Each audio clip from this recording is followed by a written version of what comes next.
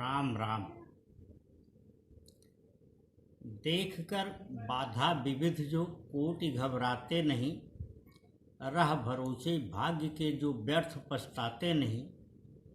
काम ऐसा क्या उन्होंने जो अभी तक ना किया है, उन्होंने ही निकाली तार की सारी क्रिया। अवधि के प्रख्यात कवि श्री अयोध्या सिंह उपाध्याय हरिऔध जी की प्रसिद्ध रचना कर्मवीर की इन पंक्तियों को यहाँ उद्धृत करने का आशय सिर्फ यह है कि जीवन के पथ पर यानी कर्म पथ पर किसी भी प्रकार की बाधा आने पर कभी घबराना नहीं चाहिए, बल्कि साहस के साथ उसका मुकाबला करना चाहिए। साहस तब अधिक सार्थक और शक्ति दोगुनी हो जाती है जब आत्मबल और सम्मान होता है, और चौगुनी तब हो जाती है जब साथ में कोई अच्छा मित्र होता है। जीवन में मित्र का अभाव बहुत के साथ होता है। मित्र आपके मानक के आधार पर न हो तो स्वयं को अपना मित्र बना लीजिए। आप स्वयं के सबसे अच्छे मित्र हो सकते हैं। स्वयं के मित्र होने का अभिप्राय यह है कि आपका सत्साहस, आपका नैतिक बल, आपका संकल्प, आपका आत्माभिमान, आपका स्वाभिमान और आपकी दृढ़ इच्छा शक्ति कभी आपका साथ नहीं छोड़ेगी। इससे जीवन जीने का न केवल सुख निरंतर बढ़ता जाएगा, बल्कि जीवन के सभी पथ प्रशस्त होते चले जाएंगे।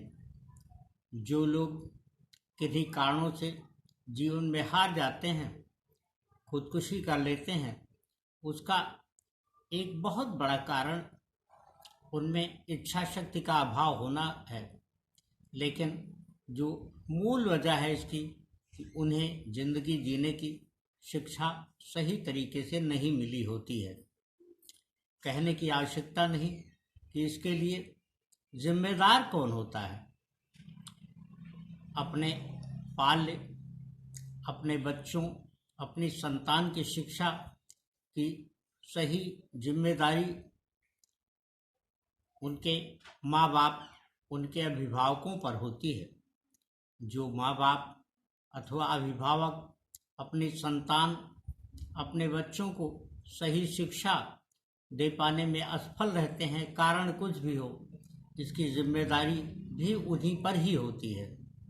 और मेरा अपना मत है कि उन माँ बाप के प्रति, उन अभिभावकों के प्रति संवेदना रख कर के भी हम ऐसी किसी घटना को स्वयं अंजाम देने वाले व्यक्ति के प्रति कोई सहानुभूति रख कर के करेंगे भी क्या, जब वह नहीं होगी।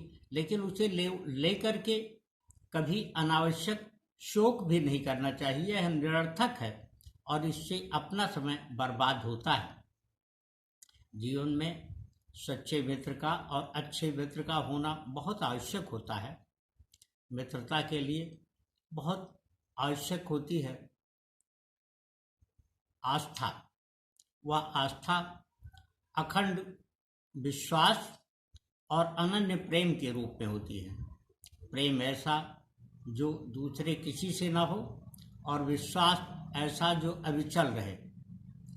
कभी ऐसा हो सकता है कि मित्रता मानक के अनुरूप न हो, इसलिए सदियों इस बात के लिए यत्नशील रहना चाहिए कि मित्रता हमेशा मानक के अनुरूप हो। इसके लिए कतई यह आवश्यक नहीं है कि मित्रता समान लोगों से ही हो। मित्रता असमान लोगों से भी हो सकती है, और इसके लिए कृष्ण और सुदामा की जोड़ी या उनके जीवन को आदर्शतम समझा गया है। कहा यह जाता है कि कहाँ सुदामा बापुरो कृष्ण मिताई जोग।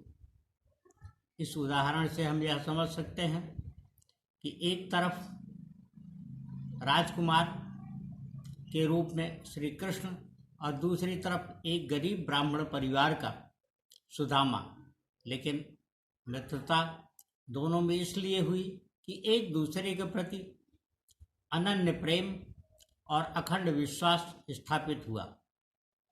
इसलिए हमेशा ध्यान में रखे जाने की आवश्यकता है कि मित्रता के लिए भावना का अविचल होना बहुत आवश्यक होता है। वह भावना सहकार, प्रेम और भरोसे की होती है। एक श्लोक में इसे समझ सकते हैं कि अलसस्य कुतो विद्या, अविद्यस्य कुतो धनम, अधनस्य कुतो वित्रम, अमित्रस्य कुतो सुखम। इससे स्पष्ट है कि मित्र के बगैर सुख नहीं होता है, लेकिन मित्र भी तभी होता है जब धन और संपदा हो, और धन और संपदा तब आती है जब सही जानकारी के साथ सही ज्ञान यानी जीवन में उचित शिक्षा प्राप्त हुई हो।